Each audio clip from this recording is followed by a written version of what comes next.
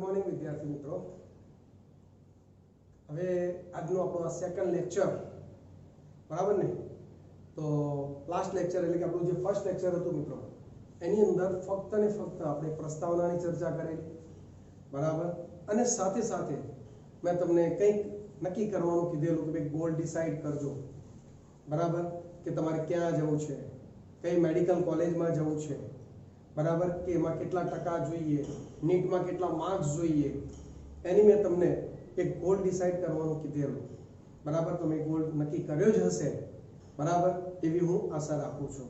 અને જો હજુ પણ ન કર્યો હોય તો પ્લીઝ એ ગોલ ડિસાઈડ કરજો, તો 100% તમને ફાયદો થશે બરાબર।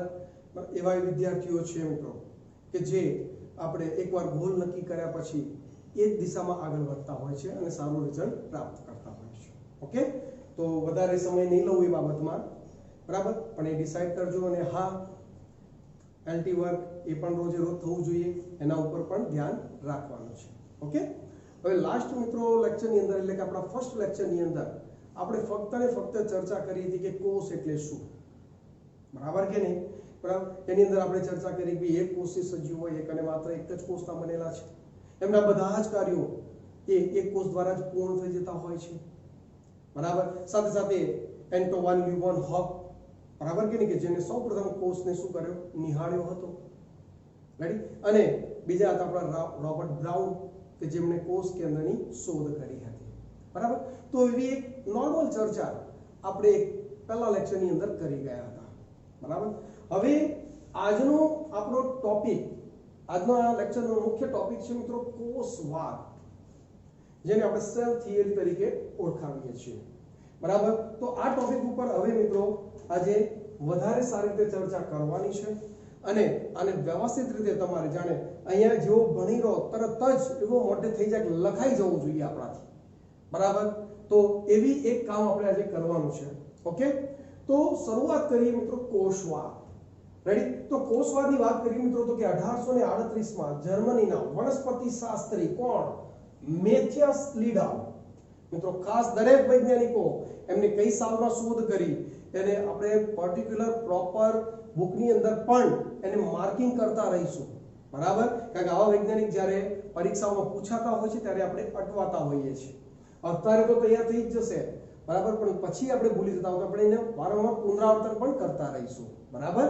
ઓકે, તો 1838 માં જર્મનીના વનસ્પતિ શાસ્ત્રી કોણ, તો કે મેથિયસ લીડા, એમણે ઘણી બધી વનસ્પતિઓનો શું કર્યો, અભ્યાસ કર્યો મિત્રો। એક સીધી વસ્તુ છે, વનસ્પતિ શાસ્ત્રી છે તો કોનો અભ્યાસ કરવાના મિત્રો, વનસ્પતિઓનો જ અભ્યાસ કરવાના, ખ્યાલ આવે છે કે નહીં।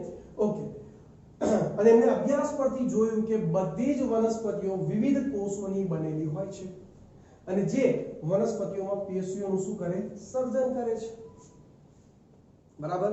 હવે આ પોઈન્ટ શું કહેવા માંગે છે એના ઉપર આપણે ચર્ચા કરીએ કે ભાઈ 1838 માં જર્મનીના વનસ્પતિ શાસ્ત્રી મેથિયસ લીડા વનસ્પતિ કોષોનો અભ્યાસ કર્યો। એમણે જોયું કે વનસ્પતિમાં કોષો ભેગા મળીને મિત્રો શું બનાવે, પેશી। કોષો ભેગા મળીને શું બનાવે મિત્રો, પેશી રચના કરે છે। યાદ કરો, મૃદુતક પેશી, સ્થૂળ કોણક પેશી, દ્રઢોતક પેશી, પેલી જટિલ સ્થાયી પેશીઓ જલવાહક અને અન્નવાહક પેશી બરાબર। તો એ વનસ્પતિ પેશીઓનો પાયાનો એકમ એટલે શું મિત્રો, તો કે કોષ। ખ્યાલ આવી ગયો બરાબર।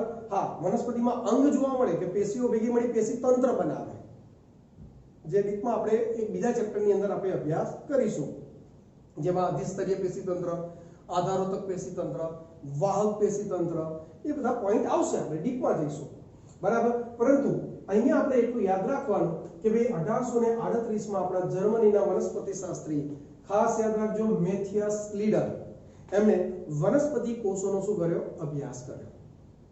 ચલો, ક્લિયર છે। ઓકે, એના પછી મિત્રો એ સમય લગભગ કહી શકાય, કેમ કે અહીંયા સાલ જો મિત્રો 1839 અને મેથિયસ લીડન જે આપણા હતા કઈ સાલ હતી, 1838 બરાબર।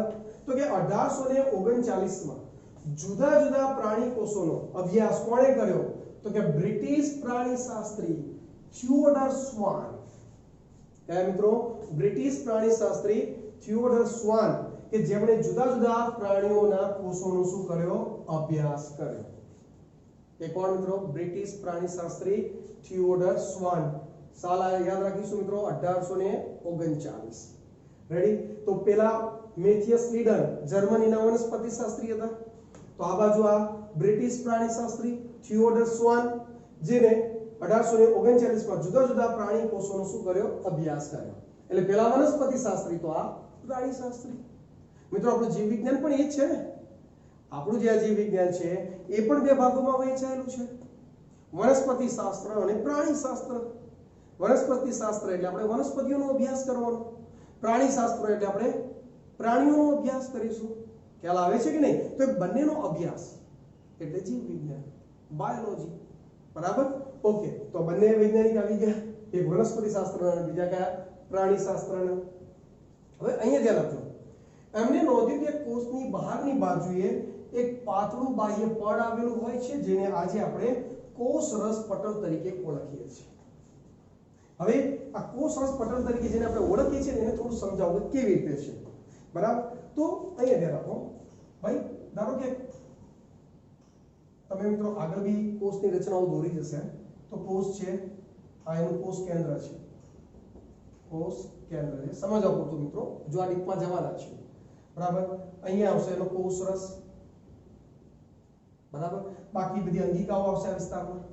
તો બધાને આવરી લેતું એક લેયર બહારના ભાગે આવેલું જોવા મળે છે. બહારના ભાગે એક લેયર જોવા મળે છે અને એ લેયર માટે બરાબર શું નામ આપવામાં આવ્યું મિત્રો? કોષ રસ પટલ. ખ્યાલ આવે છે કે નહીં? તો જુઓ શું કહે છે એને આપણે સમજીએ કે ભાઈ જે આપણા થિયોડર સ્વાન જે ખરા એમને પ્રાણી કોષોનો અભ્યાસ કર્યો અને એ પ્રાણી કોષોમાં એમને નોંધ્યું કે કોષની બહારની બાજુએ એક પાતળું બાહ્ય પડ આવેલું હોય છે, જેને આજે આપણે શું કોષરસ પટલ અથવા તો કોષરસ સ્તર, ઇંગ્લિશમાં સેલ મેમ્બ્રેન તરીકે આપણે એને ઓળખીએ છીએ. શું કહેવાય મિત્રો? સેલ મેમ્બ્રેન તરીકે આપણે ઓળખીએ છીએ. બરાબર? તો અહીંયા સુધી આ બે વૈજ્ઞાનિકોની એક તમને થોડી ઘણી આછી પાતળી માહિતી મળી ગઈ કે ભાઈ એકને વનસ્પતિ કોષોનો અભ્યાસ કર્યો તો બીજાએ કોનો? પ્રાણી કોષોનો અભ્યાસ કર્યો. હવે મિત્રો ધ્યાન આપવા જેવી બાબત છે, તદુપરાંત થિયોડર સ્વાને વનસ્પતિ પેશીઓના અભ્યાસ પરથી વર્ણવ્યું કે કોષ દિવાલ એ વનસ્પતિ કોષનું આગવું લક્ષણ છે. એટલે કોણ પાછા? થિયોડર સ્વાન. હવે જો મિત્રો થિયોડર સ્વાન જે ખરા ને એક્ચ્યુઅલી એ તો શું હતા? પ્રાણીશાસ્ત્રી હતા. બરાબર? પણ જ્યારે એમને પ્રાણી કોષનો અભ્યાસ કર્યો તો ફરતે કોષરસ પટલ જોવા મળ્યું. પણ જ્યારે એમને વનસ્પતિ કોષને લીધો ધ્યાનમાં, બરાબર માઇક્રોસ્કોપની અંદર અભ્યાસ કરવા ધ્યાનમાં લીધું, તો એમને જોયું કે ભાઈ વનસ્પતિ કોષમાં કોષરસ પટલની ફરતે પણ પાછું એક લેયર આવેલું છે, જે પ્રાણી કોષમાં હોતું નથી. બરાબર કે નહીં? તો એ આગવી લાક્ષણિકતા થઈ ગઈ કોની? વનસ્પતિ કોષની. કોની હાજરી હોવી? તો કે કોષ દિવાલની હાજરી હોવી એ કોની આગવી લાક્ષણિકતા છે મિત્રો? વનસ્પતિ કોષની છે. બરાબર? પરંતુ એની રજૂઆત કોણે કરી? થિયોડર સ્વાન. મિત્રો ઘણીવાર એમસીક્યુ પૂછાતો હોય છે કે ભાઈ કોષ દિવાલની રજૂઆત કરવા વાળા વૈજ્ઞાનિક કોણ? ઓપ્શન જર્મન વનસ્પતિશાસ્ત્રી મેથિયસ લીડર કે ઓપ્શન બી બ્રિટિશ પ્રાણીશાસ્ત્રી થિયોડર સ્વાન. વિદ્યાર્થીઓ ભૂલમાં શું કરે? જે પેલા જર્મન વનસ્પતિશાસ્ત્રી છે ને, એટલે આપણને ટોપિકમાં તો શું દેખાય કે ભાઈ કોષ દિવાલની વાત કરે છે અને કોષ દિવાલ તો વનસ્પતિ કોષમાં હોય. બરાબર કે નહીં? એટલે વનસ્પતિ કોષમાં છે તો સીધી વસ્તુ છે કોણ હશે? તો કે મેથિયસ લીડર હશે. બરાબર? પરંતુ મિત્રો નહીં, અભ્યાસ તો કોણે કરેલો? થિયોડર સ્વાને કરેલો. કે એમને જ્યારે જોયું કે ભાઈ પ્રાણી કોષમાં તો ફક્ત કોષરસ પટલ જ છે, પરંતુ વનસ્પતિ કોષમાં કોષરસ પટલની ફરતે પાછું એક લેયર આવેલું છે. બરાબર? એક નિર્જીવ લેયર છે. કોષ દિવાલ એક કેવું લેયર છે? નિર્જીવ છે. આગળ ટોપિક છે કોષ દિવાલ, એ વખતે ચર્ચા કરીશું. તો કોષ દિવાલ એ વનસ્પતિ કોષનું એક આગવું લક્ષણ છે. ચલો ક્લિયર છે? અને રજૂઆત હંમેશા યાદ રાખજો પ્રાણીશાસ્ત્રી થિયોડર સ્વાન છે. બરાબર? આના આધારે સ્વાને પ્રાણીઓ અને વનસ્પતિઓની શરીર રચના કોષ અને કોષની નિપજોની બનેલી છે તેવી પરિસંકલ્પના રજૂ કરી.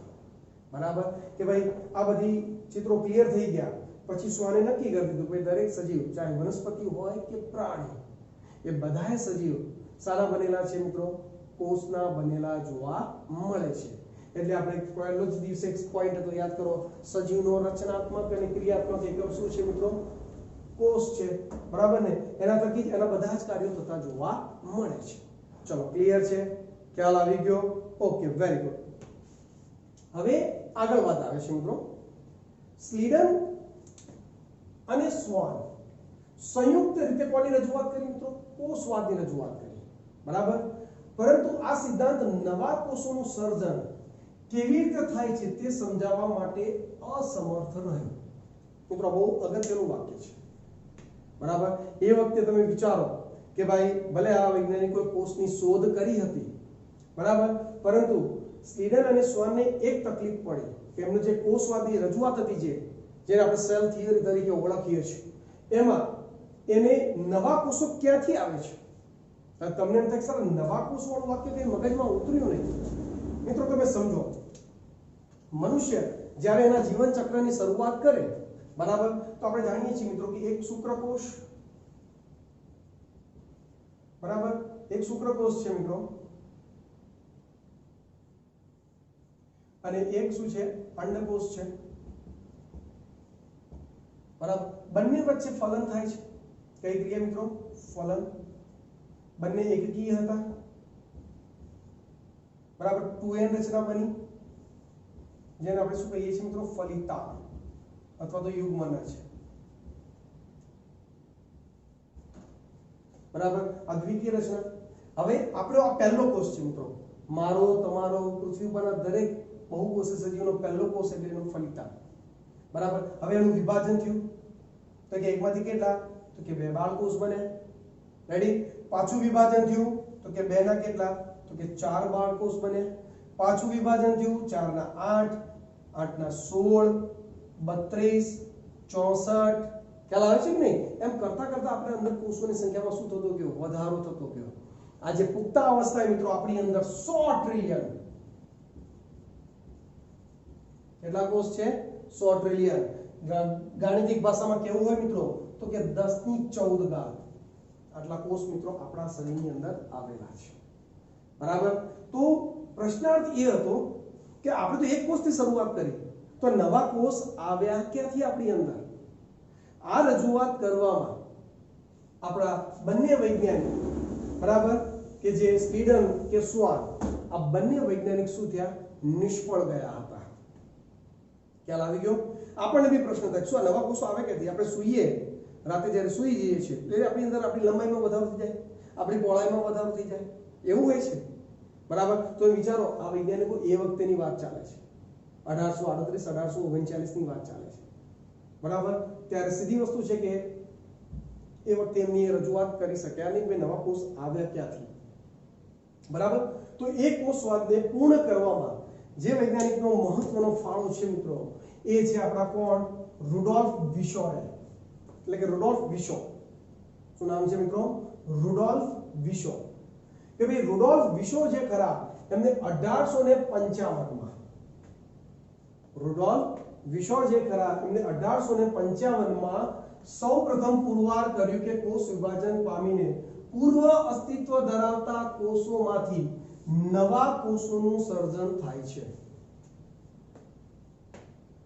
શું વાક્ય છે મિત્રો? સમજીએ. વ્યાખ્યા કહીએ તો વ્યાખ્યા રુડોલ્ફ વિશોએ શું કીધું કે ભાઈ નવા કોષોનું સર્જન પૂર્વ અસ્તિત્વ ધરાવતા કોષોમાંથી થાય છે. પૂર્વ અસ્તિત્વ મતલબ હાલમાં એનું અસ્તિત્વ નથી. નહીં સમજણ પડી? સમજાવો, ધ્યાન રાખો. અહીંયા આપણે જે બોર્ડની અંદર આપણે ચર્ચા કરેલી છે, પણ તમે જુઓ, આપણે અહીંયા થોડું નંબરિંગ કરી દઈએ કે ભાઈ આને આપણે નંબર A આપી દઈએ, અને B આપી દઈએ, અને C આપી દઈએ. બરાબર, હવે તમે સમજો કે ભાઈ આ A કોષ છે. બરાબર, એ કોષનું વિભાજન થયું અને એકમાંથી કેટલા? તો કે 2 બાળકોષ બને. આ બંને બાળકોષ છે અને આપણો શું હતો માતૃકોષ બરાબર તો આ એક કોષમાંથી કેટલા બે બાળકોષ બન્યા પછી આ બંને ફરીથી વિભાજન પામ્યા તો આના બે અને આના બે તો કુલ કેટલા થયા ચાર બાળકોષ બન્યા બરાબર હવે સમજો એમાંથી બી બન્યા હવે આ બે બાળકોષો બન્યા તો શું હાલ એ કોષનું અસ્તિત્વ છે ખરું આ જે ફલિતાન હતું એનું અસ્તિત્વ છે ખરું ના એટલે વાક્ય શું હતું નવા કોષોનું સર્જન આ નવા કોષ છે નવા કોષોનું સર્જન પૂર્વ અસ્તિત્વ મતલબ પહેલાનું અસ્તિત્વ હતું પણ આજના સમયે હાલના સમયે એનું અસ્તિત્વ નથી કારણ કે અત્યારે તો આ બેનું અસ્તિત્વ છે એટલે ફરીથી વ્યાખ્યા મિત્રો જો શું કે નવા કોષોનું સર્જન પૂર્વ અસ્તિત્વ ધરાવતા કોષોમાંથી થાય છે બરાબર કે નહીં નવા કોષોનું સર્જન પૂર્વ અસ્તિત્વ જેનું હાલમાં કોઈ અસ્તિત્વ નથી તો હાલ બી નું અસ્તિત્વ છે એનું અસ્તિત્વ રહ્યું જ નથી બરાબર હવે આ બેમાંથી ચાર કોષો બને બાળકોષો જેને આપણે સી કહી દીધો તો સી નું અસ્તિત્વ છે શું હાલ બી નું અસ્તિત્વ છે ના કારણ કે એમાંથી તો વિભાજન થઈને ચાર કોષો બન્યા છે ખબર પડી એટલે એ જે આપણું વાક્ય છે મિત્રો બહુ સરસ છે અને એ રજૂઆત કોણે કરી રુડોલ્ફ વિશોએ કરી કઈ સાલ 1855 માં કે ભાઈ કોષ વિભાજન પામીને પૂર્વ અસ્તિત્વ ધરાવતા સમજો મિત્રો પૂર્વ અસ્તિત્વ ધરાવતા કોષોમાંથી નવા કોષોનું સર્જન થાય છે ચલો ક્લિયર છે રેડી ઓકે હવે એના માટે અહીંયા વર્ડ વાપર્યો છે ઓમ્નિસ સેલ્યુલા ઈ સેલ્યુલા બરાબર મિત્રો આ એક પારિભાષિક એક વર્ડ કહી શકાય કે ભાઈ સેલ્યુલા સેલ્યુ આપણે કેની કહેતા કે સેલ તો કે સેલમાંથી બીજા સેલનું શું થાય નિર્માણ થાય બરાબર તો આ વર્ડ છે કે જેનું આપણે ગુજરાતીમાં અહીંયા વર્ણન કરેલું છે ઓમ્નિસ સેલ્યુલા ઈ સેલ્યુલા બરાબર આ વર્ડને સમજવા માટે મેં થોડા કેટલાક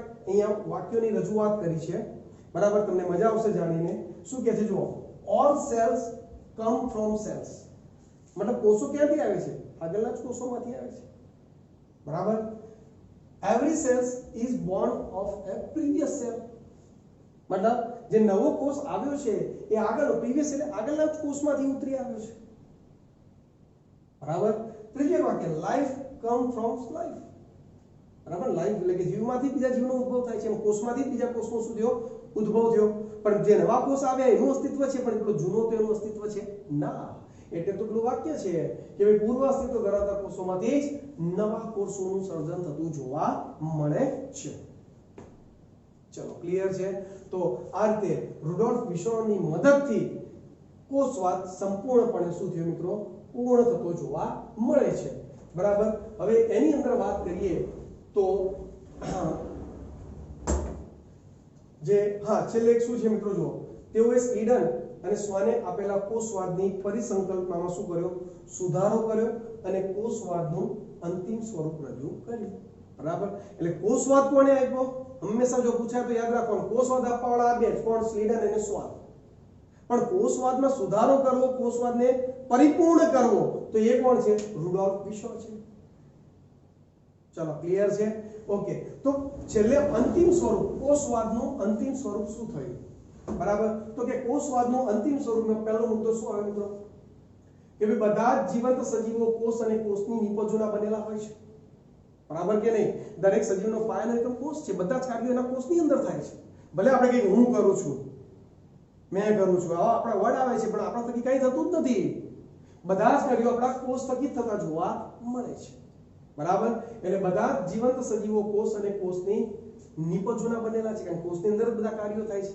અને કોષની અંદર બધા જે કાર્યો થાય છે એમાંથી આપણને નિપજ મળે છે પ્રક્રિયાથીમાંથી નિપજ બને બરાબર કે નહીં તમે ખોરાક લો છો તો પોલિસેકેરાઇડ છે રોટલી ખાઓ છો એનું ગ્લુકોઝમાં રૂપાંતરણ થઈને એમાંથી ઓક્સિડેશન થઈને એમાંથી શું મુક્ત થાય ઉર્જા જેના થકી આપણે બધા કાર્યો કરી શકીએ છીએ ક્લિયર છે ઓકે બીજો મુદ્દો બીજો તો આપણે હાલ ચર્ચા કરી ગયા બધા જ કોષોનું સર્જન પૂર્વ અસ્તિત્વ ધરાવતા કોષોમાંથી થાય છે બધા જ કોષોનું સર્જન પૂર્વ અસ્તિત્વ ધરાવતા કોષોમાંથી થતું જોવા મળે છે તો આ અંતિમ સ્વરૂપ છે મિત્રો લાસ્ટ પોઈન્ટ કે ભાઈ કોષવાદના બે મુદ્દા છે બધા જ જીવન સજીવ કોષ અને કોષીય નિપજોના બનેલા છે અને બધા જ કોષોનું સર્જન પૂર્વ અસ્તિત્વ ધરાવતા કોષોમાંથી થતું જોવા મળે છે ચલો ક્લિયર છે દરેકને?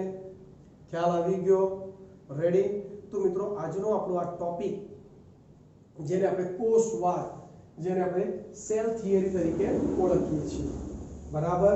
હવે એની અંદર મિત્રો ખાસ આપણા જે બે વૈજ્ઞાનિક પુનરાવર્તન કરી લઈએ. મેથિયસ લીડર 1838, થિયોડર સ્વોન પ્રાણીશાસ્ત્રી 1839. રેડી? બંને ભેગા મળી કોષવાદની રજૂઆત કરી. પેલા વનસ્પતિશાસ્ત્રી જર્મન, આ પ્રાણીશાસ્ત્રી બ્રિટિશ, બરાબર? ઓકે. બીજું એક ખાસ યાદ રાખજો આ પોઈન્ટની અંદર કે ભાઈ ભલે વનસ્પતિ કોષોનો અભ્યાસ મેથિયસ લીડરને કર્યો હોય પણ વનસ્પતિ કોષમાં કોષ દિવાલ હોવી એની રજૂઆત કરવાવાળા કોણ છે? થિયોડર સ્વાન છે, બરાબર? અને એ બંને ભેગા મળીને જ કોષવાદની રજૂઆત કરી. પરંતુ કોષવાદને પરિપૂર્ણ કરવાવાળા, કોષવાદની ભૂલને સુધારવાવાળા કોણ છે મિત્રો? રુડોલ્ફ વિશોવ છે. 1855 માં પૂર્વ અસ્તિત્વ ધરાવતા કોષોમાંથી નવા કોષની એમણે સર્જનની રજૂઆત કરી. ચલો ક્લિયર છે? ખ્યાલ આવી ગયો? તો વિદ્યાર્થી મિત્રો આજે આપણો આખો પોઈન્ટ કોષવાદ, સેલ થિયરી, બરાબર, એક સરસ મજાનો નાનો ટોપિક છે, બરાબર? એને વ્યવસ્થિત રીતે એલટી સ્વરૂપે કે ડીટી સ્વરૂપે તમારે એને પરફેક્ટ નોટની અંદર લખી દેવાનું છે. ક્લિયર? અને રોજે રોજનું કામ કરશો તો જ તમે યોગ્ય રિઝલ્ટ પ્રાપ્ત કરી શકશો. ક્લિયર છે? ઓકે. નેક્સ્ટ લેક્ચરમાં ફરી પાછી આપણે કંઈક નવી ચર્ચા એટલે કે નવા ટોપિકની આગળ ચર્ચા કરીશું. રેડી?